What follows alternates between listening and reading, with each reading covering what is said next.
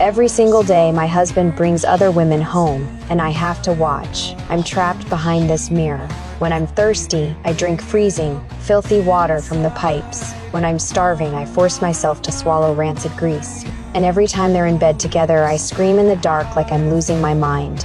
My name is Baron, and this is all my fault.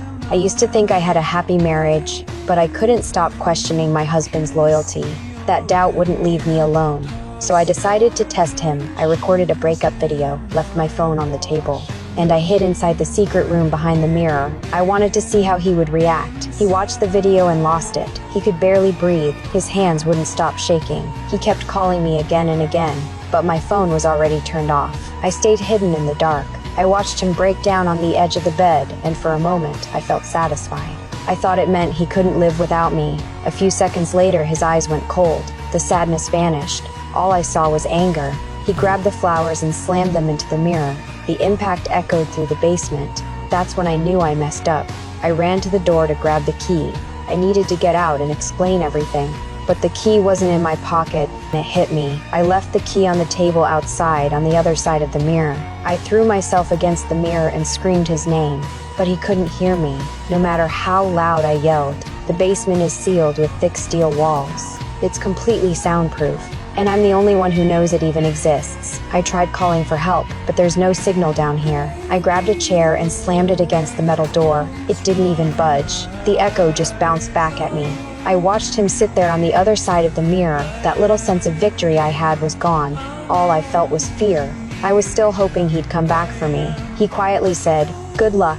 The way he said it sounded final. That's when I realized he might actually leave me. Anger and panic hit me all at once. I completely lost it. I kicked the pipe along the wall as hard as I could. The water in the sink on the other side rippled slightly. That tiny change gave me hope. I grabbed a metal pipe and started banging on the pipes as hard as I could. I just needed to make more noise, but he was washing his face. The sound of the water drowned everything out. He didn't notice a thing.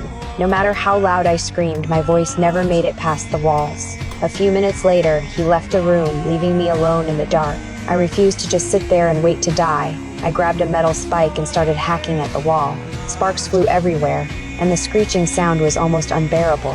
Right when I was using the last bit of strength I had, the basement light suddenly exploded. Everything went completely dark.